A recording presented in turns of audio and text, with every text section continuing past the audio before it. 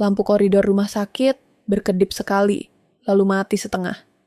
Langkah kaki mendekat terlalu cepat, terlalu yakin. Jantungku berdegup tidak beraturan saat aku berdiri tanpa tahu harus kemana.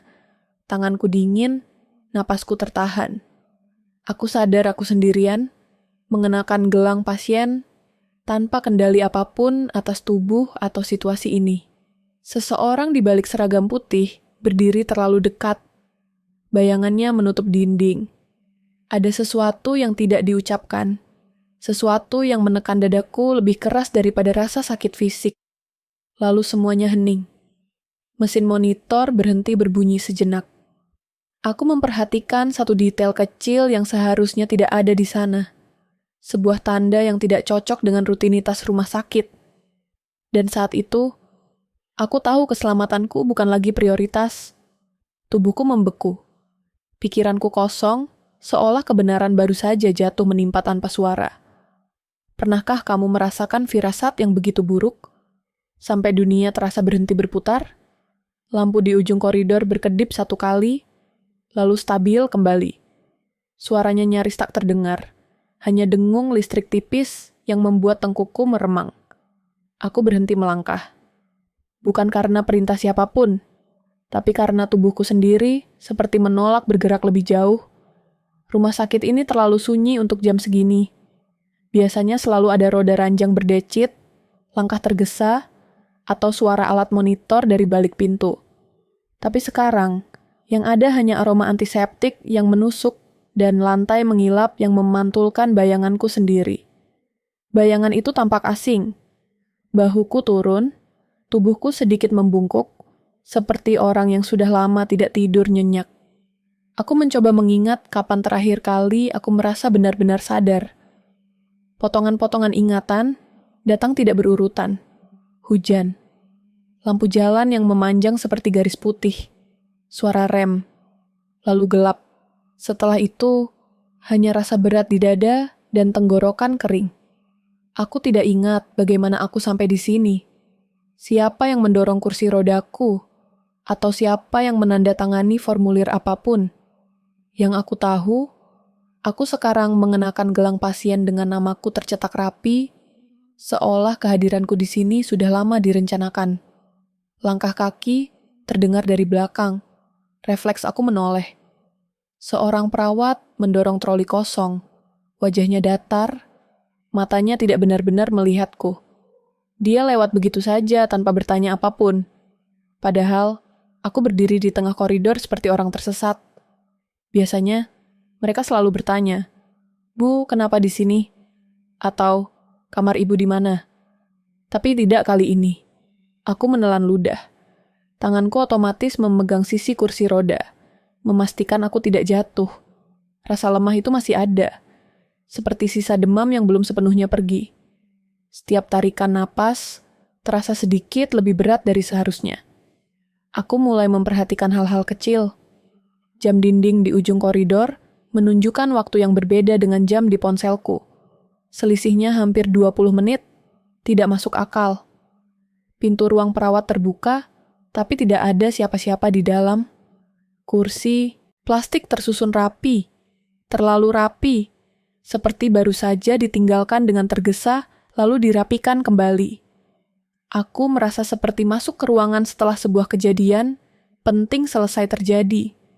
Saat aku melanjutkan bergerak, roda kursi mengeluarkan suara pelan, terlalu pelan untuk ruang sebesar ini. Setiap meter terasa panjang. Setiap pintu yang kulewati memiliki papan nama, namun beberapa hurufnya terkelupas, seolah sudah lama tidak diperhatikan. Rumah sakit ini besar, modern dari luar, tapi di dalamnya ada sesuatu yang terasa usang. Bukan bangunannya, tapi atmosfernya. Seolah tempat ini menyimpan terlalu banyak rahasia. Aku berhenti di depan jendela kecil di antara dua pintu.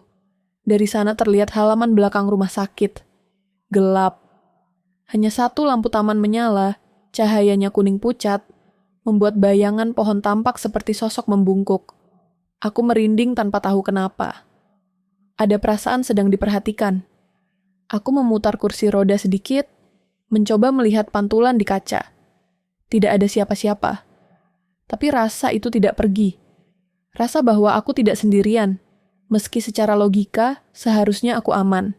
Aku mencoba menenangkan diri. Ini hanya efek obat. Ini hanya kelelahan.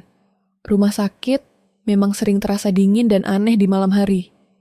Tapi logika itu tidak cukup kuat untuk menahan firasat yang terus menekan. Aku ingat wajah suamiku. Ingatan itu muncul tiba-tiba. Jelas, terlalu jelas.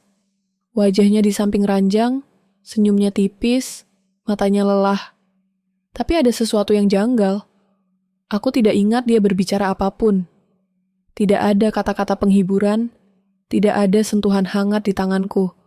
Hanya kehadiran yang kaku, seperti formalitas. Seperti orang yang datang memastikan sesuatu, bukan menjenguk. Aku menggeleng pelan, mencoba mengusir pikiran itu. Ini tidak adil. Aku mungkin hanya belum sepenuhnya sadar. Ingatanku kacau. Aku tidak boleh menuduh tanpa alasan. Namun, rasa tidak nyaman itu semakin tebal. Aku kembali bergerak, kali ini lebih pelan. Setiap kali melewati persimpangan koridor, aku ragu memilih arah. Tidak ada penunjuk yang jelas. Peta rumah sakit yang seharusnya ada di dinding entah kemana. Aku mulai merasa seperti labirin ini sengaja dibuat membingungkan. Di kejauhan, terdengar suara pintu ditutup. Bunyi kliknya menggema, lalu hilang. Aku berhenti lagi. Napasku tertahan. Aku menunggu suara langkah menyusul. Tidak ada. Hening. Hening yang terlalu bersih. Aku sadar sesuatu yang sederhana, namun mengganggu. Tidak ada pasien lain di koridor ini. Tidak ada keluarga yang duduk menunggu. Tidak ada suara televisi dari ruang rawat. Seolah seluruh lantai ini hanya untukku. Dan itu membuat dadaku terasa sempit. Aku akhirnya melihat papan kecil bertuliskan nomor kamar yang mirip dengan yang ada di gelangku. Aku mendekat. Pintu itu tertutup rapat. Tidak ada suara dari dalam. Aku ragu untuk mengetuk. Tanganku terangkat, lalu turun lagi. Aku tidak yakin aku ingin masuk. Ada ketakutan aneh bahwa begitu aku berada di balik pintu itu, sesuatu akan berubah. Sesuatu yang tidak bisa ditarik kembali. Aku memutar kursi roda menjauh, mencari udara, mencari kepastian. Di ujung lain koridor, aku melihat seorang petugas kebersihan. Dia sedang mengepel lantai dengan gerakan lambat, hampir mekanis. Aku menghampirinya. "Mas," suaraku serak, lebih pelan dari yang kuinginkan. "Ini lantai berapa?" Dia berhenti, mengangkat kepala, menatapku sebentar terlalu lama sebelum menjawab. 5, katanya singkat. "Ruang rawat umum?" tanyaku. Dia mengangguk, tapi raut wajahnya tidak berubah. Tidak ada senyum, tidak ada basa-basi. Setelah itu dia kembali mengepel, seolah aku tidak pernah ada. Jawabannya tidak menenangkan, justru sebaliknya. Ada jeda aneh sebelum dia menjawab, seperti sedang memilih kata yang aman. Aku mundur perlahan. Jantungku berdetak lebih cepat. Aku mulai menyadari bahwa aku harus berhati-hati. Terlalu banyak hal yang terasa tidak sinkron. Terlalu banyak orang yang bersikap seolah aku bagian dari skenario yang sudah mereka ketahui. Aku kembali ke dekat jendela, menenangkan diri. Aku mengatur napas, menghitung. 1, 2, 3. Aku menekan rasa panik yang mulai merayap naik.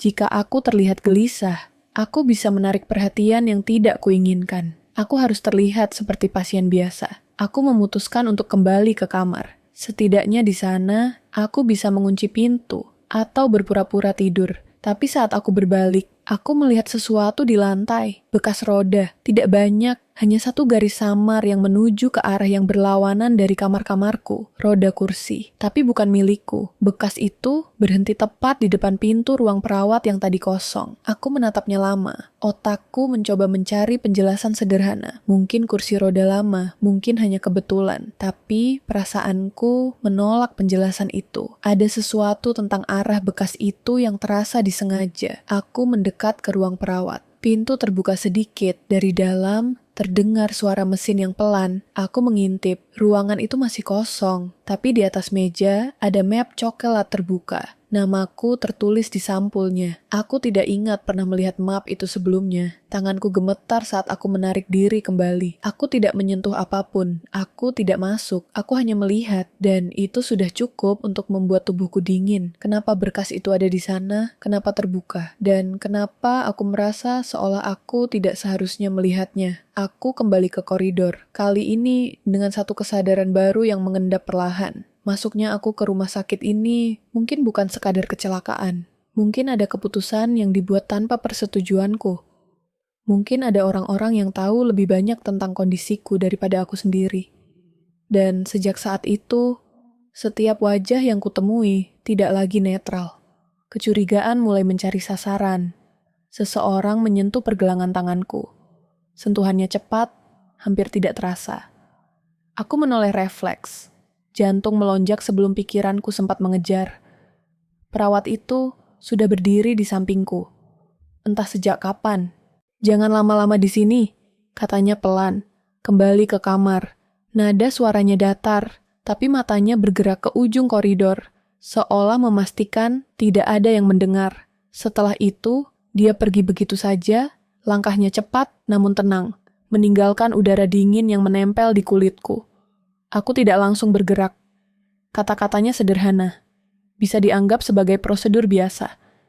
Tapi cara dia mengatakannya, terlalu dekat, terlalu singkat, terasa seperti peringatan. Bukan perintah, bukan nasihat, peringatan. Aku kembali ke kamarku dengan tubuh tegang. Pintu tertutup rapat di belakangku. Bunyinya terdengar lebih keras dari seharusnya. Di dalam, lampu menyala redup. Tirai setengah tertutup. Ranjanganku rapi, terlalu rapi, seperti belum pernah dipakai. Aku duduk pelan, mencoba menenangkan napas.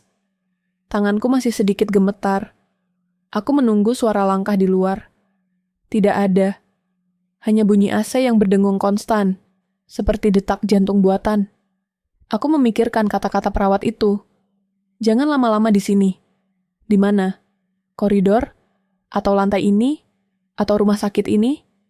Aku menutup mata, mencoba memaksa pikiranku bekerja teratur. Tapi, setiap kali aku hampir menemukan penjelasan masuk akal, ada detail kecil yang merusaknya. Map coklat dengan namaku. Jam dinding yang tidak sinkron. Ruang perawat kosong dengan mesin menyala. Semua itu terasa seperti potongan puzzle yang sengaja tidak ingin membentuk gambar utuh. Ketukan pelan di pintu membuatku tersentak. Bu, suara perempuan.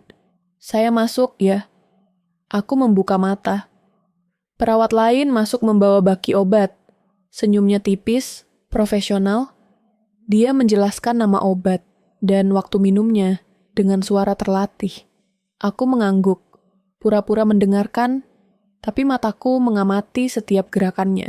Cara dia meletakkan gelas. Cara jarinya sedikit ragu sebelum menyodorkan obat. Suami ibu tadi kemana? Tanyaku tiba-tiba. Dia berhenti sepersekian detik, sangat singkat, hampir tak terlihat. Tapi aku melihatnya. Ke parkiran, jawabnya. Katanya mau ambil sesuatu. Sudah lama? Tidak, katanya cepat. Terlalu cepat. Dia tidak menatapku saat menjawab. Aku menelan obat tanpa air, rasa pahitnya tertinggal di lidah. Perawat itu pamit, menutup pintu dengan hati-hati. Lagi-lagi, keheningan. Aku memandangi pintu itu lama setelah tertutup. Jawabannya tidak salah. Tapi jeda sebelum kata parkiran, terasa seperti lubang kecil yang menganga. Aku mulai mengingat kembali wajah suamiku. Kali ini lebih teliti. Posturnya saat berdiri di samping ranjang, tangannya yang tidak menyentuhku. Tatapannya yang sering melayang ke arah pintu. Dulu aku menganggapnya lelah. Sekarang aku tidak yakin. Aku meraih ponsel di meja samping ranjang. Tidak ada pesan baru. Tidak ada panggilan tak terjawab. Tapi jam di ponselku kembali membuatku mengernyit. Waktunya mundur 5 menit dari sebelumnya. Seolah waktu di sini tidak pernah benar-benar diam. Aku membuka galeri foto. Ada foto terakhir kami bersama. Di rumah, seminggu lalu. Senyumnya terlihat normal. Terlalu normal. Aku memperbesar foto itu, menatap matanya. Ada sesuatu yang sekarang terasa berbeda.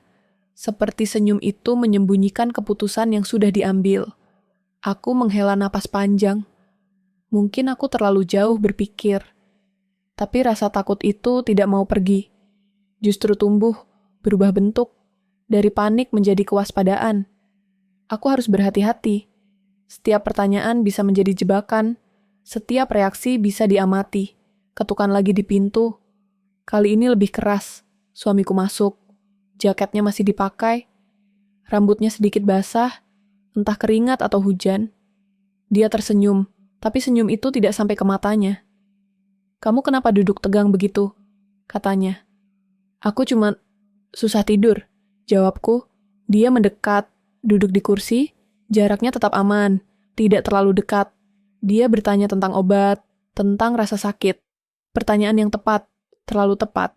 "Kamu tadi ke parkiran?" tanyaku. Berusaha terdengar biasa. Dia mengangguk. "Iya, cari sinyal. Di sini susah." "Lama?" "Enggak," katanya. "Kenapa?" "Enggak apa-apa." Kami terdiam. Aku mendengar napasnya. Teratur, tenang, seolah tidak ada yang salah. Tapi aku mulai memperhatikan hal-hal kecil. Tangannya mengepal lalu membuka lagi. Matanya sesekali melirik pintu. "Kamu ingat nggak?" kataku pelan. "Sebelum aku di sini." Dia menoleh. "Maksud kamu? Hari itu?" Dia terdiam sebentar. "Kamu pingsan." Aku panik. "Langsung bawa kamu ke sini." Jawabannya terdengar seperti cerita yang sudah diulang berkali-kali. Lancar, tanpa emosi. "Ada yang aneh?" tanyanya balik. Aku menggeleng. "Enggak." Tapi di dalam kepalaku, ada suara kecil yang berteriak. Ada bagian dari cerita itu yang hilang. Dan aku tidak tahu bagian mana. Setelah dia pergi, katanya mau ke toilet, aku duduk sendirian lagi. Aku menatap langit-langit. Bayangan lampu membentuk lingkaran samar. Aku mencoba menyusun ulang hari itu. Bangun pagi, minum teh, tidak ingat sarapan.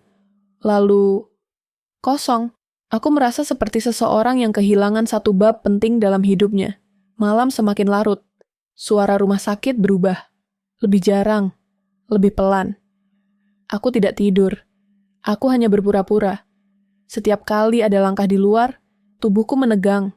Setiap kali pintu dibuka di kejauhan, aku menghitung detiknya. Sekitar pukul 2, seseorang menyelipkan secarik kertas ke bawah pintu. Aku bangkit pelan, jantung berdegup kencang. Aku mengambil kertas itu.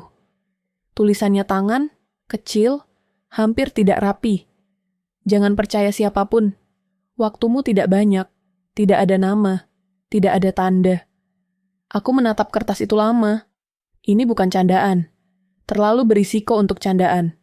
Aku melipatnya cepat, menyelipkannya ke bawah bantal. Kepalaku berdenyut. Peringatan tanpa wajah. Tanpa sumber. Aku mulai melihat pola. Peringatan perawat. Jawaban yang terlalu cepat. Kertas ini. Semuanya mengarah ke satu hal. Aku dalam bahaya. Tapi bahaya itu menyamar sebagai rutinitas. Dan yang paling menakutkan, orang-orang terdekatku mungkin berada di tengahnya. Aku memejamkan mata, menahan air mata yang hampir jatuh. Aku tidak boleh runtuh. Aku harus bertahan. Aku harus terlihat percaya, sambil diam-diam menjaga jarak. Karena sekarang aku sadar, kebenaran itu tidak jauh. Ia ada di sekitarku. Menekan dari dalam, menunggu aku cukup berani untuk melihatnya. Aku terbangun dengan perasaan seolah seseorang baru saja menyebut namaku. Padahal ruangan tetap sunyi, lampu masih redup. Jam dinding berdetak pelan, terlalu pelan untuk menenangkan. Ada sesuatu yang bergeser di dalam diriku. Bukan ingatan baru, tapi cara ingatan lama terasa berbeda. Aku duduk perlahan, punggungku terasa kaku. Kertas peringatan di bawah bantal masih ada. Aku mengeluarkannya. Membacanya lagi, berharap kalimat itu berubah. Tidak, tetap sama. Jangan percaya siapapun, waktumu tidak banyak. Aku menarik napas dalam-dalam. Kata siapapun berputar lama di kepalaku. Kata itu tidak memberi pengecualian, tidak memberi ruang aman. Aku mencoba berpikir jernih. Jika peringatan itu benar, maka seseorang yang terlihat paling dekat justru berpotensi paling berbahaya. Pikiran itu membuat dadaku sesak. Aku menolak meneruskannya, tapi tubuhku sudah lebih dulu bereaksi. Jari-jariku dingin, rahangku mengeras. Pintu kamar terbuka pelan. Suamiku masuk dengan wajah yang sama seperti kemarin malam. Tenang, terlalu tenang. "Kamu belum tidur?" tanyanya. Aku menggeleng. Kepalaku agak sakit. Dia mengangguk, mendekat, lalu berhenti di jarak yang sama seperti sebelumnya. Tidak pernah lebih dekat, tidak pernah menyentuh. Aku mulai sadar, itu bukan kebetulan. "Aku minta dokter tambah obat," katanya. "Biar kamu lebih istirahat." Kata lebih terdengar seperti ancaman halus. Aku tersenyum tipis, senyum yang kupaksakan. "Nggak usah," kataku. "Aku cuma butuh waktu." Dia menatapku beberapa detik lebih lama dari biasanya, seperti sedang menilai. Lalu dia mengangguk dan duduk. Keheningan kembali turun di antara kami, berat dan canggung. Aku memutuskan menguji sesuatu. "Kamu ingat nggak?" kataku pelan. "Aku jatuh di mana hari itu?" Dia menghela napas pendek. "Di dapur." Jawabannya cepat, terlalu cepat. "Lantai basah?" "Sedikit." "Ada siapa waktu itu?" Dia berhenti, hanya sebentar. Tapi jeda itu seperti celah kecil yang memperlihatkan sesuatu di baliknya. "Aku," katanya. "Cuma aku." Aku mengangguk. Di dalam kepalaku, potongan lain muncul. Ingatan samar tentang ruang tamu, tentang suara televisi, tentang bau kopi yang masih hangat. Tidak cocok dengan cerita dapur. Aku tidak melanjutkan. Aku tidak perlu. Keraguan sudah cukup menancap. Setelah dia keluar kamar, aku duduk lama, memandangi lantai. Rumah sakit ini terasa semakin sempit. Dinding-dindingnya seperti mendekat. Aku merasa diawasi bahkan saat sendirian. Seperti ada kamera tak terlihat yang mencatat setiap gerakku. Seorang perawat masuk membawa sarapan. Nasi hangat, telur rebus, teh manis, menu yang biasa. Terlalu biasa. Aku nggak lapar, kataku. "Ibu harus makan," jawabnya singkat. Nada suaranya bukan peduli, lebih seperti kewajiban. "Obatnya nanti saja," kataku lagi. Dia menatapku lama, lalu menulis sesuatu di papan kecil dan pergi tanpa berkata apapun. Aku memperhatikan tulisannya dari jauh. Bukan namaku, kode. Aku mulai menyadari tekanan yang sebenarnya. Mereka tidak memaksaku, mereka hanya mengarahkan, dan itu lebih menakutkan. Aku menunggu saat yang tepat, saat koridor kembali sepi, saat langkah kaki jarang terdengar. Aku keluar kamar, mendorong kursi roda pelan-pelan. Setiap suara terasa berisik di kepalaku. Aku menuju ruang perawat. Kali ini pintunya tertutup. Aku mengetuk pelan, tidak ada jawaban. Aku menunggu, mengetuk lagi, tetap tidak ada. Aku mendorong pintu sedikit, tidak terkunci. Di dalam, lampu menyala terang, meja rapi, komputer menyala. Aku mendekat, menahan napas. Di layar ada catatan medis, namaku di sana, lengkap. Terlalu lengkap, aku membaca cepat, tekanan darah, riwayat obat, waktu masuk, penyebab. Sinkop mendadak, dicurigai keracunan ringan. Keracunan, tanganku gemetar. Aku menggulir layar ke bawah. Ada catatan tambahan, ditulis oleh dokter jaga. Sumber paparan, lingkungan rumah. Lingkungan rumah. Aku menutup mata sejenak. Dunia seperti berputar perlahan. Keracunan bukan kecelakaan. Dan rumah bukan tempat asing. Aku tidak sempat membaca lebih jauh. Suara langkah mendekat. Aku cepat-cepat mundur, kembali ke kursi roda. Berpura-pura kebingungan di koridor. Seorang dokter lewat. Menatapku singkat, tidak berhenti. Aku kembali ke kamar dengan kepala penuh pertanyaan yang tidak ingin dijawab. Siang itu, suamiku kembali. Dia membawa buah, tersenyum seperti biasa. "Dokter bilang kondisi kamu stabil," katanya. "Stabil itu apa?" tanyaku. "Ya, aman." Aku menatapnya. Aman bagi siapa? Aku ingin berteriak, menuduh. Tapi naluriku menahan. Aku belum punya cukup bukti. Dan jika aku salah, aku bisa kehilangan satu-satunya orang yang terlihat berpihak padaku. Tapi, jika aku benar, maka aku sudah hidup bersama seseorang yang mencoba melukaiku. Malam datang lebih cepat dari biasanya. Lampu-lampu koridor meredup. Aku berbaring, berpura-pura tidur. Suamiku duduk di kursi, ponsel di tangannya. Cahaya layar memantul di wajahnya, menampakkan garis-garis tegang yang selama ini tidak kulihat. Sekitar tengah malam, aku mendengar dia berdiri. Langkahnya pelan. Terlalu pelan untuk orang yang tidak ingin ketahuan. Aku membuka mata sedikit, melihat bayangannya bergerak ke arah pintu. Dia berhenti, menoleh ke arah ranjang. Aku memejamkan mata lagi, menahan napas. Pintu terbuka, lalu tertutup kembali. Aku bangkit perlahan. Jantungku berdegup keras. Aku mendorong kursi roda keluar kamar, mengikuti arah langkahnya. Koridor gelap. Lampu hanya menyala setiap beberapa meter. Aku melihatnya di ujung sana, berdiri bersama seorang perawat, yang sama dengan yang memperingatkanku dulu. Mereka berbicara pelan. Aku tidak mendengar kata-katanya, tapi aku melihat gerak tubuhnya. Tangan suamiku menunjuk ke arah kamarku. Perawat itu mengangguk. Aku mundur perlahan sebelum mereka melihatku. Kembali ke kamar, tubuhku gemetar hebat. Aku duduk di ranjang, menekan mulut agar tidak bersuara. Semua potongan kini mulai menyatu. Peringatan, catatan medis, keracunan, percakapan malam ini. Aku tidak ingin mempercayainya. Aku masih berharap ada penjelasan lain. Tapi harapan itu runtuh saat aku melihat jam dinding di kamarku. Waktunya kembali berubah. Lebih cepat 10 menit. Seolah seseorang sengaja mempercepat segalanya. Pagi berikutnya, dokter datang. Suaranya ramah. Menanyakan kabar. Menyebutkan rencana pemindahan ruangan. Ruang observasi khusus. Kenapa? Tanyaku. Prosedur, katanya. Aku menoleh ke suamiku. Dia mengangguk, seolah sudah tahu. Ini yang terbaik, katanya. Kata terbaik itu membuatku ingin menangis. Setelah dokter pergi, aku menatap suamiku lama.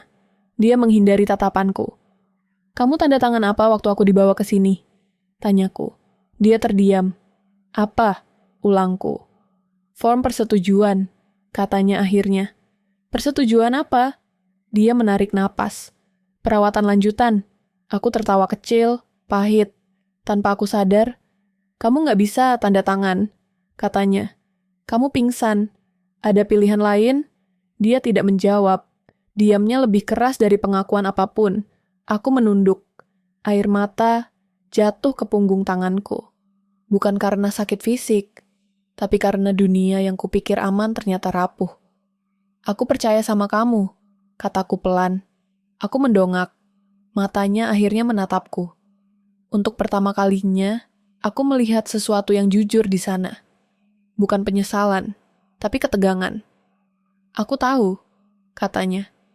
Dua kata itu menghancurkanku sepenuhnya. Karena di detik itu aku sadar, apapun yang terjadi padaku, suamiku bukan sekadar penonton.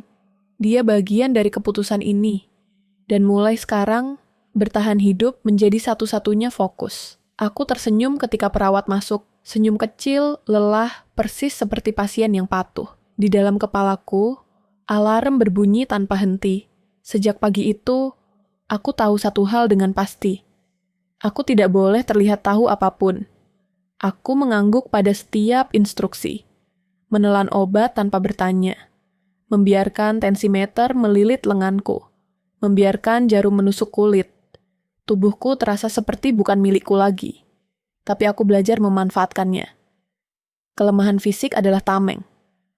Orang-orang cenderung meremehkan pasien yang terlihat pasrah. Dan aku membutuhkannya. Setiap jam aku mencatat. Bukan di kertas, bukan di ponsel. Di kepalaku. Jadwal perawat. Wajah yang sama. Nada suara yang berubah. Siapa yang terlalu sering melihat jam? Siapa yang tidak pernah menyebut namaku? Rumah sakit ini bukan lagi tempat penyembuhan. Ia berubah menjadi labirin. dan aku berada di tengahnya tanpa peta. Aku berpura-pura tidur saat suamiku datang. Napasku kuatur pelan. Aku mendengar kursi ditarik. Bunyi kain jaketnya. Dia duduk lama tanpa bicara. Terlalu lama.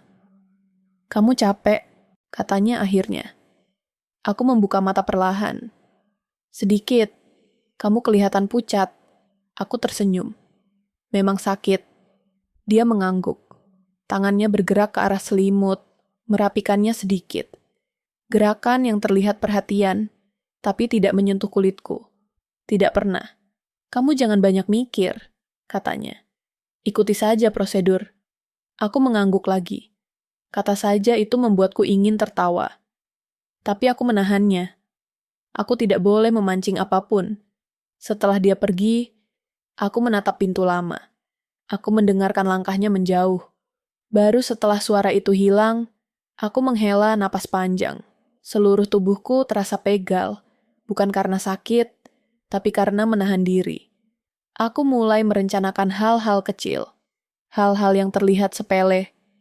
Kapan aku minta ke kamar mandi? Kapan aku minta air? Kapan aku terlihat bingung?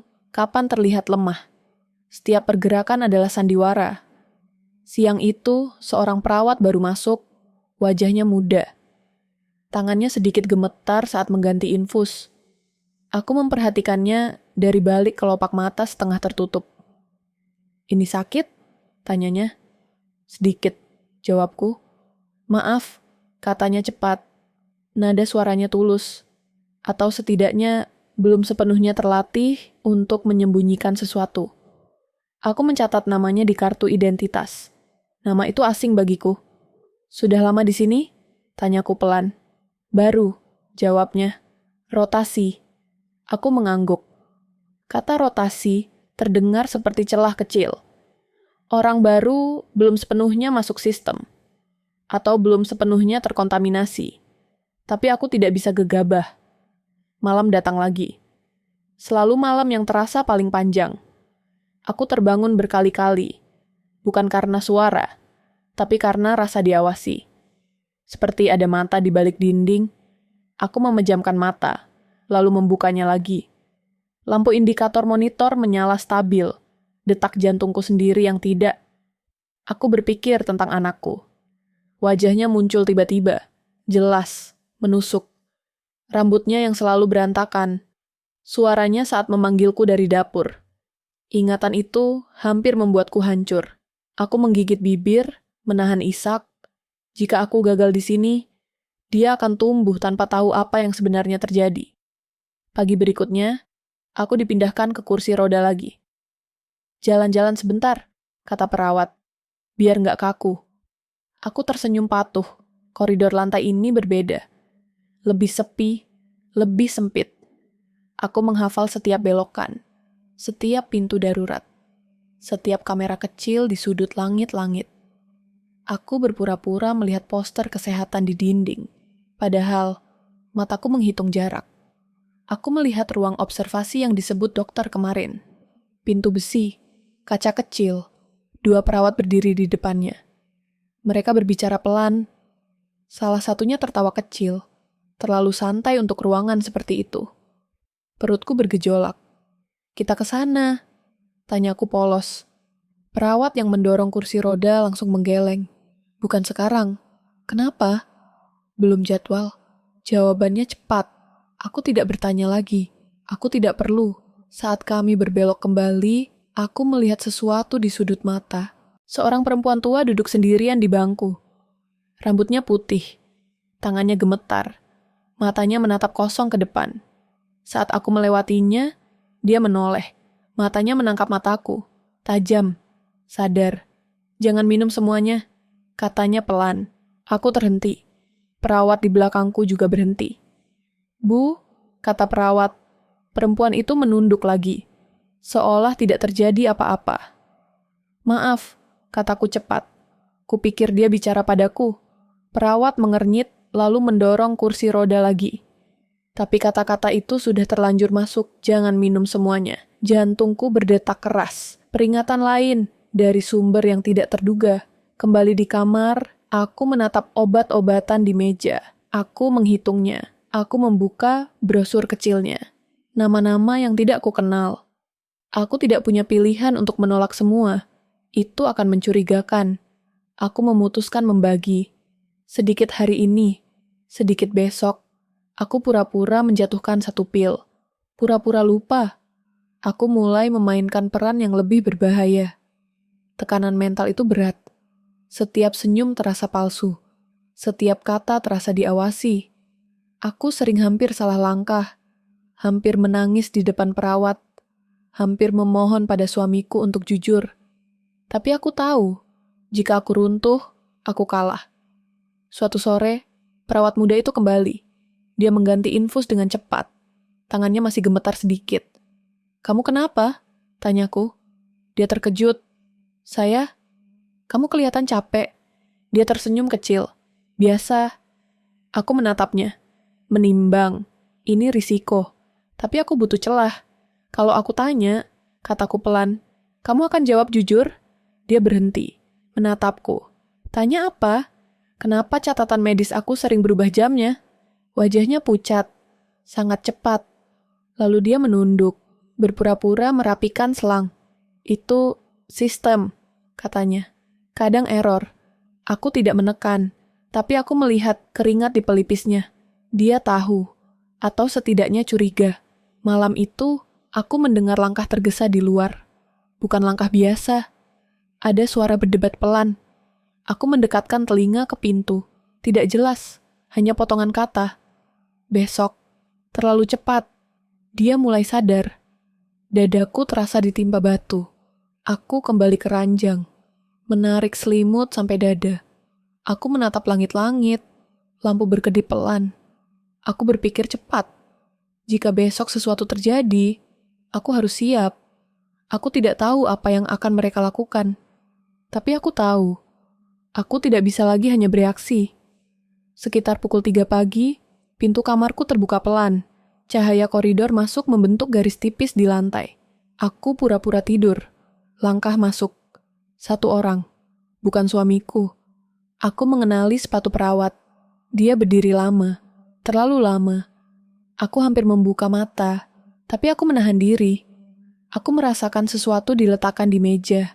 Lalu langkah menjauh. Setelah pintu tertutup, aku membuka mata. Di meja ada kertas kecil. Dilipat rapi. Tanganku gemetar saat membukanya. Jika ingin selamat, besok jam 10, pura-pura minta ke toilet. Jangan sendirian. Tidak ada nama. Aku duduk lama dalam gelap. Jantungku berdebar. Ini bukan ancaman. Ini kesempatan. Kecil. Rapuh. Tapi nyata. Untuk pertama kalinya sejak aku sadar di rumah sakit ini, aku merasakan sesuatu selain takut. Harapan. Dan ia datang dari arah yang sama sekali tidak kusangka. Jam 10 datang tanpa suara. Tidak ada lonceng. Tidak ada pengumuman. Hanya perubahan cahaya di balik tirai dan langkah kaki yang mulai lebih sering terdengar di koridor. Aku sudah siap sejak subuh. Bukan siap dalam arti berani, tapi siap dalam arti tidak punya pilihan lain. Aku duduk di ranjang, selimut rapi, rambutku sisir seadanya. Wajah pasien yang patuh. Di dalam dadaku, jantungku berdetak terlalu cepat. Aku mengingat kembali pesan itu. Jangan sendirian. Kata itu menempel di kepalaku seperti peringatan terakhir sebelum melompat. Ketika perawat masuk membawa obat pagi, aku tersenyum kecil. "MBAK," kataku pelan, "aku mau ke toilet." Dia mengangguk tanpa menatapku. "Nanti ya, habis obat." Aku menelan setengah. Sisanya kuselipkan di balik lidah, lalu kumuntahkan diam-diam ke tisu ketika dia menoleh. Trik murahan, tapi berhasil. "Aku sekarang," kataku lagi. Perutku nggak enak. Dia ragu. Aku melihatnya. Keraguan kecil itu cukup. "Oke," katanya akhirnya. Saya panggilkan satu lagi. Jantungku melonjak. "Jangan sendirian. Ini cocok." Perawat muda itu datang. Yang tangannya selalu sedikit gemetar. Dia tidak tersenyum hari ini. Wajahnya tegang. Matanya cepat menutup pintu kamar sebelum mendorong kursi rodaku. "Langsung ya," katanya singkat. Kami bergerak menyusuri koridor. Tidak ke arah toilet kamar. Ke arah yang berlawanan, aku menelan ludah. Ini bukan rencana yang kubayangkan. Tapi aku memilih diam. Kadang bertahan hidup, berarti mengikuti alur yang tidak kau pahami. Kami berhenti di depan toilet umum yang jarang dipakai. Lampunya menyala redup. Pintu ditutup dari dalam begitu kami masuk. Perawat yang lebih tua berdiri di depan pintu. Yang muda mendekat padaku, berjongkok sedikit agar sejajar. Saya cuma punya sebentar, katanya pelan. Dengar saya baik-baik. Napasnya cepat. Tangannya gemetar lebih jelas sekarang. Kamu kenal saya? Tanyaku. Dia menggeleng. Tidak, tapi saya tahu kamu tidak seharusnya di sini. Kalimat itu membuat tenggorokanku mengering. Apa maksudmu? Tanyaku. Dia menoleh ke pintu, lalu kembali menatapku. Catatan kamu dimanipulasi. Aku tidak terkejut, tapi mendengarnya dari orang lain membuat lututku lemas. Siapa? Tanyaku. Dia menggeleng lagi. Saya nggak tahu semua, tapi suami kamu sering ke ruang dokter, bukan jam besuk. Nama itu menghantamku lebih keras dari yang kuduga. Meski aku sudah mencurigainya, mendengarnya tetap seperti luka baru. Kenapa kamu bilang ini ke aku? Suaraku hampir bergetar.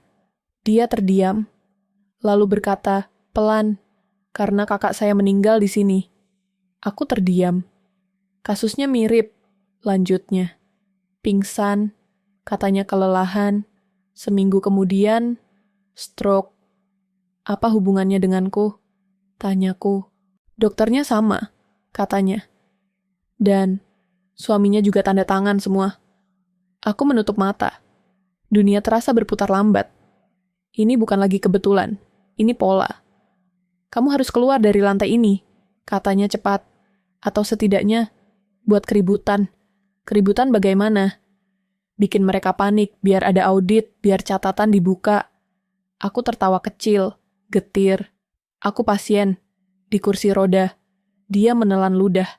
Makanya kamu harus terlihat lemah, tapi bicara ke orang yang tepat. Siapa? Dia tidak langsung menjawab.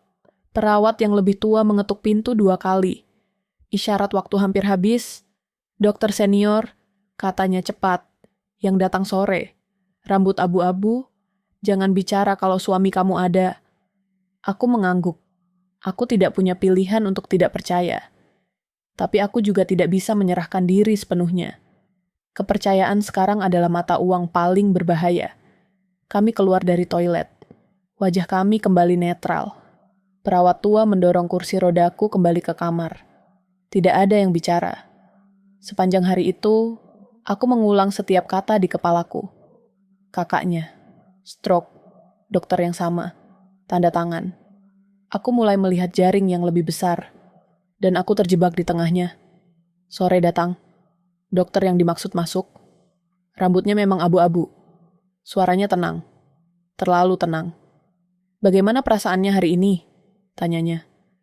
Lebih baik, jawabku. Suamiku berdiri di sampingnya. Tangannya di saku. Posturnya santai. Aku tidak bisa bicara sekarang. Dokter memeriksa cepat. Menyebutkan rencana lanjutan. Ruang observasi, penyesuaian dosis. Aku mengangguk, pasrah. Tapi mataku mengamati. Dokter itu tidak pernah menatap suamiku saat bicara. Dan suamiku juga menghindari tatapan balik. Setelah mereka pergi, aku menangis pelan, tanpa suara. Air mata jatuh ke bantal. Bukan karena takut, tapi karena aku mulai memahami betapa dalamnya pengkhianatan ini. Malam itu, perawat muda itu kembali, sendirian. Dia berdiri di dekat ranjang, pura-pura mengecek infus. Ada perubahan? Tanyanya. Dokter mau pindahkan aku, jawabku. Dia berhenti. Ke ruang observasi. Aku mengangguk. Itu buruk, katanya singkat. Kenapa? Dia menelan ludah. Di sana lebih tertutup. Aku menghela napas. Aku harus lakukan sesuatu. Dia menatapku lama. Besok pagi ada audit mendadak. Dari siapa? Dari pusat. Tapi bisa dibatalkan. Bagaimana caranya? Dia mendekat sedikit. Kalau ada laporan pasien, langsung, tanpa perantara. Aku harus lapor siapa? Dia menyebut satu nama, dokter perempuan, divisi etika. Aku belum pernah ketemu dia, kataku. Dia datang besok, katanya. Jam 11. Jam. Selalu jam. Apa kamu yakin? Tanyaku. Dia menggeleng. Tidak, tapi ini satu-satunya celah. Kami terdiam. Aku menimbang. Jika aku salah, aku akan langsung dipindahkan. Atau lebih buruk. Kalau aku lapor, kataku pelan, kamu aman. Dia tersenyum kecil. Saya nggak tahu. Kejujuran itu membuatku mempercayainya sedikit lebih banyak. Malam semakin larut. Suamiku datang lebih lama dari biasanya. Dia duduk. Diam. Aku pura-pura tertidur. Aku mendengar napasnya berubah. Lebih berat. Dia berdiri. Mendekat. Tangannya hampir menyentuh rambutku. Hampir. Aku cuma mau semuanya cepat selesai. Bisiknya. Aku menahan napas. Kata selesai terdengar seperti akhir yang berbeda bagi kami. Pagi berikutnya, aku hampir muntah karena tegang. Jam dinding berdetak keras. Aku menghitung menit. Setiap langkah di luar membuatku kaku. Jam 10.30, suamiku dipanggil keluar oleh telepon. Dia terlihat kesal, tapi pergi. Jam 10.50, dokter perempuan itu masuk. Wajahnya serius, matanya tajam. Saya dengar kamu ingin bicara, katanya. Aku membuka mulut, lalu menutupnya lagi. Tiba-tiba takut jika ini jebakan lain. Dia duduk, menunggu, tidak mendesak. Aku menarik napas. Catatan medis saya tidak konsisten. Dia mengangguk pelan, lanjutkan. Aku menceritakan semuanya, pelan, terputus-putus, tanpa emosi berlebihan. Aku melihat reaksinya, alisnya mengernyit. Bibirnya mengeras. Ini serius, katanya akhirnya. Saya perlu cek. Jangan bilang siapapun dulu, kataku cepat. Tolong. Dia menatapku lama. Saya tidak bisa janji. Aku mengangguk. Itu cukup. Setelah dia pergi, aku duduk gemetar. Aku baru saja melangkah terlalu jauh untuk mundur. Sore itu, perawat muda itu tidak muncul. Aku menunggu. Jantungku berdebar. Aku takut sesuatu terjadi padanya. Malam datang, suamiku kembali. Wajahnya tegang. Kamu bicara apa ke dokter? Tanyanya. Nada suaranya datar, tapi matanya gelap. Cuma tanya, jawabku. Tanya apa? Prosedur. Dia menatapku lama, terlalu lama. Kamu jangan bikin masalah, katanya. Untuk pertama kalinya, aku tidak mengangguk. Aku cuma mau sembuh, kataku. Dia tertawa kecil. Semua orang mau. Dia keluar dengan membanting pintu. Aku duduk dalam gelap. Napasku berat. Di kepalaku, alarm kembali berbunyi. Terlalu banyak yang tahu sekarang. Terlalu banyak yang bergerak. Rencana ini bisa bocor. Dan jika itu terjadi, aku tidak tahu apa yang akan mereka lakukan. Aku memejamkan mata. Berharap pagi datang lebih cepat. Tapi yang datang lebih dulu adalah suara langkah cepat di koridor. Dan ketukan keras di pintuku. Konfrontasi tak lagi bisa dihindari. Ketukan itu tidak berhenti setelah yang pertama. Ia datang lagi. Lebih keras. Seperti ingin memastikan aku terjaga. Aku tidak langsung menjawab. Aku menunggu napasku stabil. Menunggu wajahku kembali ke ekspresi yang aman. Bu, suara laki-laki di balik pintu. Kami mau bicara sebentar. Aku membuka pintu perlahan. 2 orang berdiri di sana. Seorang perawat laki-laki yang belum pernah kulihat, dan dokter yang sama dengan kemarin. Rambut abu-abunya tersisir rapi, senyumnya tipis. Boleh kami masuk? Katanya. Aku mengangguk. Pilihan itu hanya ilusi. Mereka duduk tanpa menunggu dipersilakan. Perawat berdiri dekat pintu. Posisi yang menghalangi jalan keluar. Aku mencatatnya tanpa mengubah ekspresi. Kami dengar kamu sempat merasa tidak nyaman, kata dokter itu. Rumah sakit memang tidak nyaman, jawabku pelan. Dia tersenyum kecil. Bukan itu maksud saya. Aku menatapnya. Diam. Membiarkan dia melanjutkan. Kamu bertanya banyak hal, katanya. Itu wajar. Tapi kadang, pasien mencampur adukan perasaan dengan fakta. Nada suaranya lembut, seperti guru yang menegur murid dengan sabar, tapi ada tekanan di setiap katanya. Apa yang kamu maksud? Tanyaku. Stres, katanya. Trauma, bisa membuat persepsi berubah. Aku mengangguk pelan. Mungkin, perawat di belakangnya bergeser sedikit, sepatunya menggesek lantai. Suara kecil, tapi cukup untuk membuatku sadar bahwa ruangan ini bukan lagi milikku. Kami ingin memastikan kamu merasa aman, lanjut dokter itu. Dan kooperatif, kata itu menempel di telingaku. Aku sudah mengikuti semua prosedur, kataku. Dia mencondongkan badan. Kecuali satu, aku menahan napas. Apa? Kamu bicara dengan dokter etika, katanya, tanpa menatapku. Itu bukan pertanyaan. Aku mengangguk. Iya. Kenapa? Aku bingung. Dia tersenyum lagi, tapi kali ini senyumnya tidak sampai ke mata. Kebingungan bisa berbahaya. Aku merasakan kemarahan naik perlahan, tapi aku menekannya. Aku tidak boleh bereaksi. Ini permainan keseimbangan. Siapa yang pertama kehilangan kendali, kalah. Kamu tahu, katanya, kami ingin yang terbaik untukmu. Aku menatapnya lama. Aku juga. Dia berdiri. Kami akan tingkatkan pengawasan. Demi keamanan. Setelah mereka pergi, aku duduk terpaku. Tanganku gemetar. Tapi pikiranku justru lebih jernih. Topeng mereka mulai retak. Mereka tidak lagi pura-pura, tidak tahu. Mereka menekan. Itu artinya aku menyentuh sesuatu yang nyata. Siang itu, aku dipindahkan kamar.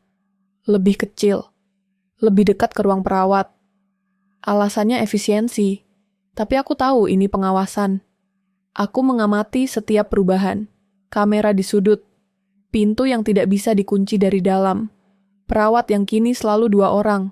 Suamiku datang lebih sering. Terlalu sering. Kamu kelihatan capek, katanya. Aku ingin pulang, jawabku. Dia tersenyum. Belum waktunya. Aku menatapnya. Kata-kata itu keluar begitu saja. Siapa yang memutuskan waktunya? Dia terdiam, sepersekian detik. Tapi cukup.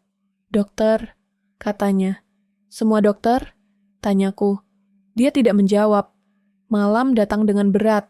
Aku mendengar langkah kaki lebih sering. Aku tidak lagi berpura-pura tidur. Aku duduk menatap pintu. Setiap suara membuat ototku menegang. Sekitar pukul 1, perawat muda itu muncul lagi. Wajahnya pucat. Matanya merah. Kamu harus hati-hati, bisiknya saat mengganti infus. Apa yang terjadi? Tanyaku pelan. Mereka tahu, katanya, tentang laporan. Siapa? Semua, katanya. Dokter itu, dia punya kuasa besar di sini. Aku mengangguk. Apa yang mereka mau? Dia menelan ludah. Bikin kamu diam. Aku menatapnya. Bagaimana? Dia tidak menjawab, hanya menatap lantai. Setelah dia pergi, aku memejamkan mata. Aku berpikir cepat. Jika mereka ingin aku diam, mereka tidak akan langsung menyakitiku. Tidak sekarang. Mereka akan menekan pelan. Membuatku ragu pada diriku sendiri. Membuatku terlihat tidak stabil. Dan itu sudah mereka mulai. Pagi berikutnya, psikiater datang. Wajahnya ramah, suaranya tenang. Kamu merasa cemas? Tanyanya. Siapa yang tidak? Jawabku. Dia tersenyum. Kamu merasa dikhianati. Aku mengangkat bahu. Aku merasa tidak didengar. Dia mencatat sesuatu. Aku melihatnya dari sudut mata. Kamu pernah merasa orang-orang di sekitarmu bekerja sama melawanmu? Aku menatapnya. Apakah itu tidak mungkin? Dia tersenyum kecil. Kemungkinan selalu ada, tapi kita harus membedakan kemungkinan dan kenyataan. Aku tidak menjawab. Setiap kata bisa menjadi senjata jika salah konteks. Setelah sesi itu, suamiku datang lagi. Dia duduk, tangannya di lutut, wajahnya tegang. Kamu bikin semuanya susah, katanya. Apa maksudmu? Tanyaku. Kamu gak percaya siapapun, katanya. Kamu bikin dokter curiga. Aku tertawa kecil. Aku pasien. Aku yang seharusnya curiga. Dia berdiri, mendekat.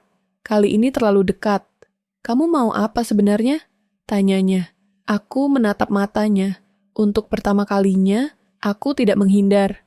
Aku mau tahu kenapa aku diracuni. Wajahnya membeku. Apa? Katanya. Catatan medis, kataku. Keracunan ringan, lingkungan rumah. Dia menelan ludah. Itu cuma dugaan. Dugaan yang kamu tanda tangani, kataku. Dia terdiam lama, lalu tersenyum kecil, senyum yang dingin. Kamu terlalu banyak baca, katanya. Itu bukan bantahan. Aku tahu, saat itu, kami tidak lagi berada di sisi yang sama, jika pernah.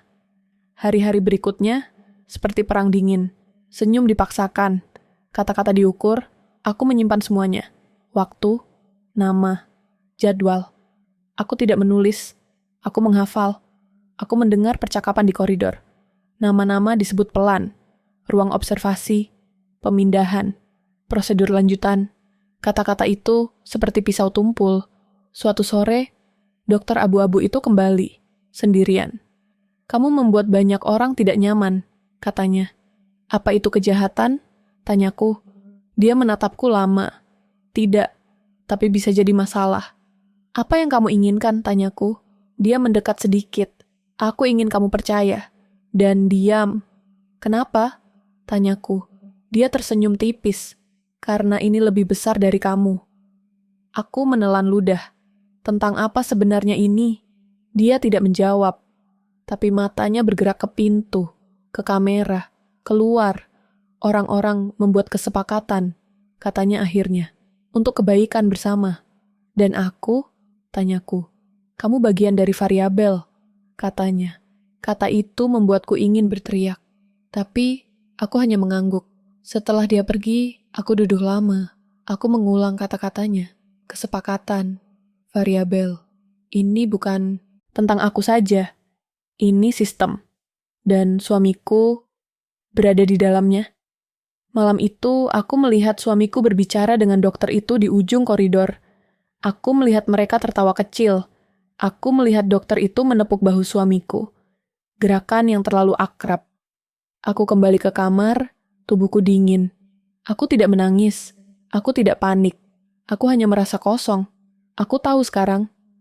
Ini bukan hanya tentang membungkamku. Ini tentang sesuatu yang sudah lama berjalan.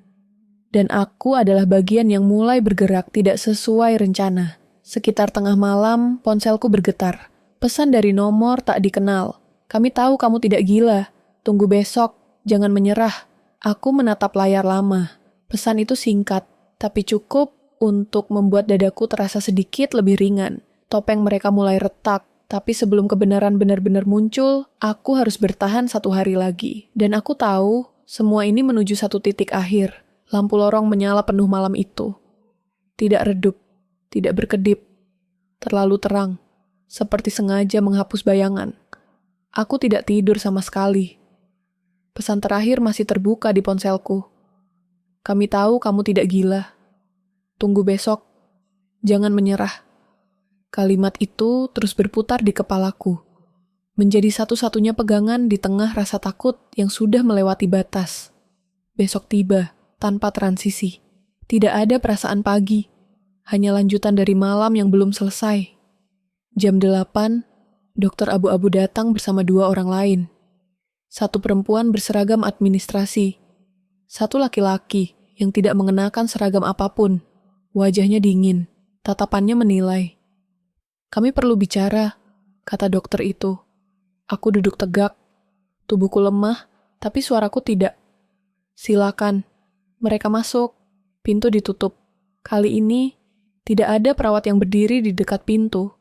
Tidak ada penghalang fisik, tapi tekanan di udara terasa lebih berat. Kami mendapat laporan, kata perempuan itu, tentang dugaan manipulasi medis. Aku menatapnya. Dan, kami ingin mendengar dari kamu langsung, katanya. Aku menarik napas. Inilah saatnya. Tidak ada lagi ruang untuk setengah-setengah. Aku diracuni, kataku. Tidak ada reaksi spontan. Tidak ada keterkejutan. Hanya keheningan singkat yang terlalu terlatih. Itu tuduhan serius, kata laki-laki itu. Catatan medis membuktikannya, jawabku. Dan tanda tangan suami saya. Nama itu menggantung di udara. Dokter abu-abu akhirnya bereaksi. Alisnya bergerak sedikit. Itu interpretasi, katanya. Interpretasi tidak mengubah fakta, jawabku. Suamiku masuk tanpa mengetuk. Seolah dipanggil oleh kata-katanya sendiri. Wajahnya tegang. Matanya langsung tertuju padaku. Apa ini? Tanyanya. Kebenaran, kataku. Dia tertawa kecil. Kamu sedang tidak stabil. Aku menoleh ke perempuan administrasi. Dia selalu bilang begitu. Perempuan itu menatap suamiku. Pak, kami minta Anda duduk. Dia ragu. Duduk, tangannya mengepal. Aku melanjutkan. Pelan, terukur. Semua yang kutahan selama berhari-hari kini keluar dalam urutan yang rapi. Obat yang tidak konsisten. Jam yang berubah. Perawat yang memperingatkan. Kakak perawat yang meninggal. Dokter yang sama. Tanda tangan yang sama. Aku tidak meninggikan suara. Aku tidak menangis. Aku hanya menyebutkan fakta. Suamiku berdiri. Ini mengada-ada. Kalau mengada-ada, kataku, kenapa kamu sering ke ruang dokter di luar jam besuk? Dia terdiam. Dokter abu-abu angkat bicara. Itu tidak relevan. Justru sangat relevan, kata laki-laki tanpa seragam. Lanjutkan. Aku menatapnya. Untuk pertama kalinya, aku melihat sesuatu seperti perhatian sungguhan, ada kesepakatan, kataku. Dokter itu menyebutnya begitu. Dokter abu-abu menegang. Kamu salah dengar. Aku tidak tuli, jawabku. Perempuan administrasi menulis cepat. Ruangan terasa semakin kecil. Suamiku menghela napas keras. Kamu tidak mengerti. Apa yang tidak ku mengerti? Tanyaku. Dia menatap lantai. Lama. Lalu berkata, ini tentang uang. Kalimat itu jatuh tanpa dramatik. Justru itulah yang membuatnya mematikan. Rumah sakit ini, lanjutnya, punya kerjasama, sponsor, uji coba, tidak resmi, eksperimen, tanyaku. Dokter abu-abu menyela. Bukan begitu. Diam, kata laki-laki itu. Suamiku melanjutkan, suaranya pelan. Pasien tertentu, dipantau, respon obat, efek jangka panjang. Aku salah satunya, tanyaku. Dia mengangguk. Kenapa aku? Suaraku bergetar meski kutahan. Karena kamu sehat, katanya. Tidak punya riwayat. Dan, kamu percaya padaku. Kata terakhir itu menghancurkanku lebih dari pengakuan lainnya. Dan kakak perawat itu? Tanyaku. Dia menelan ludah. Komplikasi. Stroke? Tanyaku. Ya. Aku menutup mata, mengatur napas. Dunia terasa miring. Berapa banyak? Tanya laki-laki tanpa seragam itu. Dokter abu-abu tidak menjawab. Berapa banyak? Ulangnya, lebih keras. Belasan, jawab suamiku. Belasan nyawa, belasan cerita. Belasan keluarga yang mungkin tidak pernah tahu. Perempuan administrasi berhenti menulis. Tangannya gemetar. Kalian sadar ini kriminal? Katanya. Dokter abu-abu tersenyum tipis. Kami dilindungi. Tidak lagi, jawab laki-laki itu. Dia mengeluarkan kartu. Bukan kartu rumah sakit, bukan kartu pers. Audit nasional, katanya. Kami sudah mengawasi sejak laporan pertama. Aku terdiam. Pesan semalam itu. Kami tahu kamu tidak gila. Suamiku berdiri tergesa. Ini kesalahpahaman. Dua petugas masuk dari luar. Seragam berbeda. Tegap, tanpa emosi. Pak, kata salah satu, silakan ikut kami. Suamiku menatapku. Untuk pertama kalinya, tidak ada kontrol di matanya. Hanya panik. Kamu melakukan ini? Tanyanya. Aku mengangguk. Air mata akhirnya jatuh. Kamu yang memulainya. Dokter abu-abu juga berdiri. Kalian tidak punya bukti kuat. Catatan sudah kami salin, kata audit itu. Dan saksi, perawat muda masuk, wajahnya pucat tapi tegak. Dia menatapku sekilas. Aku mengangguk kecil. Terima kasih, bisikku. Dia tidak menjawab. Tapi matanya berkaca-kaca. Mereka dibawa keluar. Koridor yang dulu terasa seperti penjara kini menjadi saksi kejatuhan mereka. Tidak ada teriakan, tidak ada perlawanan. Hanya langkah-langkah berat dan pintu yang tertutup. Aku duduk sendirian. Ruangan kembali sunyi. Lampu masih terlalu terang. Beberapa jam kemudian, Dokter perempuan dari divisi etika datang. Wajahnya lelah. "Kami akan memindahkanmu," katanya, "ke rumah sakit lain." Aku mengangguk. "Proses hukum akan panjang," katanya. "Kamu mungkin harus bersaksi." "Aku siap," jawabku. Dia menatapku lama. "Kamu sangat tenang." Aku tersenyum pahit. Aku sudah melewati yang terburuk. Malam itu, aku dipindahkan, bukan ke ruang observasi, ke ambulans. Udara malam menyentuh wajahku untuk pertama kalinya setelah lama. Aku menarik napas dalam-dalam. Rasanya nyata. Ponselku bergetar. Pesan baru. "Kami bersama kamu. Ini baru awal." Aku menatap langit. Gelap, tapi tidak menekan. Aku tahu kebenaran sudah keluar. Tidak bisa ditarik kembali. Tapi dampaknya belum sepenuhnya terlihat. Dan di tengah kelegaan itu, ada kekosongan. Luka yang masih terbuka. Luka yang tidak akan sembuh cepat. Aku memejamkan mata saat ambulans bergerak. Sirenenya tidak meraung. Hanya lampu biru yang berputar pelan. Malam kebenaran telah lewat. Tapi pagi setelahnya, masih menunggu. Suara monitor jantung terdengar lebih pelan di rumah sakit yang baru. Bukan karena mesinnya berbeda, tapi karena aku tidak lagi menunggu sesuatu yang buruk terjadi. Aku membuka mata tanpa tersentak. Cahaya pagi masuk lewat jendela besar, putih dan jujur. Tidak ada tirai setengah tertutup. Tidak ada bayangan yang bersembunyi di sudut ruangan. Aku menarik napas dalam-dalam, lalu menghembuskannya perlahan. Tubuhku masih lemah, tapi kali ini lemah yang wajar. Bukan lemah karena dijebak. Rumah sakit ini juga sunyi. Tapi kesunyiannya berbeda. Tidak menekan. Tidak mengintai, hanya diam. Perawat masuk dengan senyum kecil. Dia menyebut namaku dengan nada yang normal. Tidak tergesa. Tidak berbisik. Aku hampir menangis hanya karena itu. "Tidurnya bagaimana?" tanyanya. "Lumayan," jawabku. Dia mencatat sesuatu, lalu pergi. Pintu tidak dikunci. Tidak ada kamera di sudut yang mengingatkanku pada pengawasan. Aku menatap langit-langit. Untuk pertama kalinya setelah lama, aku tidak menghitung detik. Tapi rasa aman tidak datang sekaligus. Ia datang terputus-putus. Kadang hadir, kadang menghilang tanpa peringatan. Aku sering terbangun karena mimpi. Bukan mimpi buruk yang penuh adegan, tapi potongan-potongan kecil. Jam dinding yang bergerak terlalu cepat. Senyum suamiku yang tidak sampai ke mata. Kata variabel yang diucapkan tanpa emosi. Aku bangun dengan napas berat, tangan berkeringat. Dokter bilang itu normal. Trauma tidak pergi begitu saja, hanya karena kebenaran sudah terungkap. Aku mengangguk. Aku tidak berharap sembuh cepat.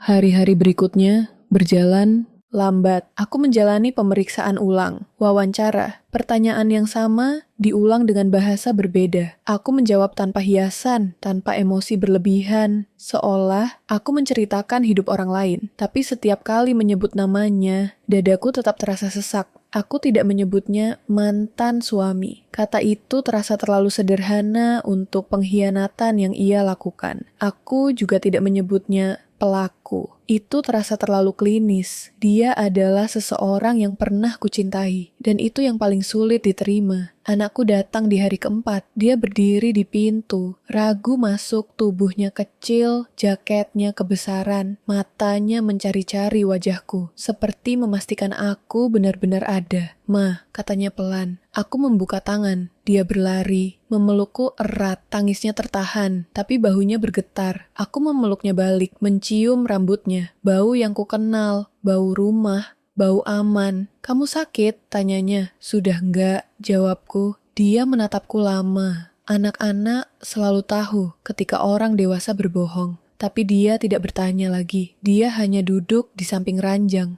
memegang tanganku. "Kita pulang kapan?" tanyanya. "Sebentar lagi," kataku. Aku tidak tahu apakah itu benar, tapi aku ingin dia percaya. Setelah dia pulang, ruangan kembali sunyi. Aku menatap bekas dudukannya, mainan kecil yang tertinggal di kursi. Aku menyadari satu hal yang perlahan mengendap. Hidupku tidak hancur sepenuhnya. Ada bagian yang masih utuh. Dan tugasku sekarang adalah melindunginya. Aku bertemu psikolog seminggu kemudian. Ruangannya hangat. Kursinya empuk, tidak ada meja di antara kami. "Kamu merasa bersalah?" tanyanya. Aku berpikir, lama. "Kadang," jawabku. "Kenapa?" "Karena aku tidak melihatnya lebih awal." Dia mengangguk. Itu reaksi umum. "Tapi kalau aku lebih peka." "Kamu percaya?" katanya lembut. "Itu bukan kesalahan." Aku terdiam. Kalimat itu sederhana, tapi berat. Seolah aku harus melepaskan bagian dari diriku yang selalu ingin mengendalikan segalanya. "Apa kamu marah?" tanyanya. Aku tertawa kecil. "Setiap hari." Dan aku capek. Dia tersenyum tipis. Marah juga butuh energi. Aku pulang dengan kepala penuh, tapi tidak sesak. Ada ruang di sana. Ruang untuk berpikir tanpa takut diawasi. Berita mulai muncul di media. Tidak semua detail, tapi cukup untuk membuat kasus itu nyata di mata publik. Rumah sakit, uji coba ilegal, sponsor, beberapa nama disebut, beberapa disamarkan. Namanya disebut sekali, tanpa foto, tanpa latar belakang. Aku menutup berita itu. Aku tidak ingin membacanya lagi. Aku tidak ingin hidupku kembali direduksi menjadi kasus. Sore itu, aku duduk di bangku taman rumah sakit. Matahari rendah, angin pelan, daun bergerak perlahan. Aku mendengar suara kota dari jauh, klakson, langkah. Kehidupan yang terus berjalan meski aku sempat berhenti. Perawat muda itu mengirim pesan, satu baris. "Saya aman, terima kasih." Aku menatap layar lama, lalu membalas, "Hati-hati. Tidak ada lagi yang perlu dikatakan." Malam terakhir di rumah sakit, aku berjalan sendiri ke koridor. Bukan untuk mencari jawaban, hanya untuk memastikan satu hal. Koridor itu sunyi, tapi tidak menyeramkan. Lampunya stabil, tidak berkedip. Aku berdiri di sana sebentar, mengingat diriku yang dulu, yang berdiri di tempat serupa dengan tubuh gemetar dan pikiran kacau. Aku tidak lagi orang itu. Besok aku pulang. Rumahku sudah dibersihkan. Beberapa barangnya sudah diambil. Aku tidak menyentuh apapun yang tersisa. Aku belum siap. Aku tahu proses ini panjang. Akan ada hari-hari aku merasa kuat. Akan ada hari-hari aku merasa rapuh tanpa alasan jelas. Tapi sekarang, aku tahu satu hal penting. Aku tidak gila. Aku tidak berlebihan. Aku tidak salah mempercayai perasaanku sendiri, dan itu cukup untuk mulai membangun ulang. Ambulans tidak menjemputku kali ini. Anakku dan kakakku yang datang. Mereka menungguku di depan. Matahari pagi menyinari wajah mereka. Aku melangkah keluar. Udara luar terasa dingin dan segar. "Kamu siap?" tanya kakakku. Aku mengangguk. Mobil bergerak. Rumah sakit menjauh di kaca spion. Aku tidak menoleh lagi. Di rumah, aku membuka jendela. Cahaya masuk. Debu menari di udara. Aku membersihkan perlahan. Tidak tergesa. Tidak ingin menghapus semua jejak sekaligus. Malam itu, aku duduk di kamar anakku. Menemaninya tidur. Mendengarkan napasnya. Stabil. Aman. Aku memejamkan mata. Tidak ada suara mesin. Tidak ada langkah mencurigakan. Hanya keheningan. Keheningan yang jujur. Dan di dalam keheningan itu, aku tidak merasa sendirian.